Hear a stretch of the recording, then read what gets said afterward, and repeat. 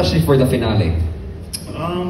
I think siguro as a group, no, yung contractors, parang kung sinubaybayan nyo yung series, parang ang dami nangyari sa amin, ang daming mga conflicts, deception, tama ka, problema, and despite all the challenges, parang nag-grow yung relationship as a group. From being business partners to becoming teammates to becoming family in the end.